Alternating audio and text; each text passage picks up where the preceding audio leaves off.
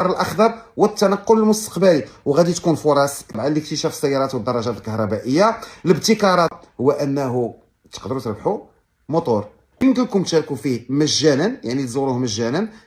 السلام عليكم. اليوم جيت ندوي لكم على معرض المركبات الكهربائيه اللي غادي يكون في مدينه الدار البيضاء او في شو موروكو 2025، واللي منظم طبعا تحت اشراف وزاره الصناعه وبشراكه استراتيجيه مع يعني المعلومه جمعيه مصنعي ومستوردي السيارات بالمغرب اميكا. هذا المعرض غادي يكون هو الحدث الاكبر المخصص للنقل الكهربائي والمستدام والذكي، ويمكن لكم تشاركوا هنا، وغادي تكون فرصه جميله جدا لربط علاقات، تبادل افكار، وتشوفوا فين غادي العالم من هذه الناحيه. طبعا الغايه هي تعزيز المكانه ديال بلادنا كمركز اقليمي للابتكار الاخضر والتنقل المستقبلي، وغادي تكون فرص كبيره طبعا لاكتشاف السيارات والدراجات الكهربائيه، الابتكارات الخضراء، وكذلك حلول النقل المستدام واللوجيستيك الذكي، وهي فرصه للشراكه والتوزيع والتوظيف من 19 ل 21 نوفمبر. هذا هو التاريخ، ومنتزه انفا هو العنوان،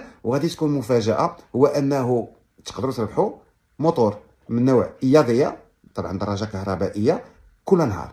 كاين 3 ديال الدراجات الكهربائيه للفوز. ف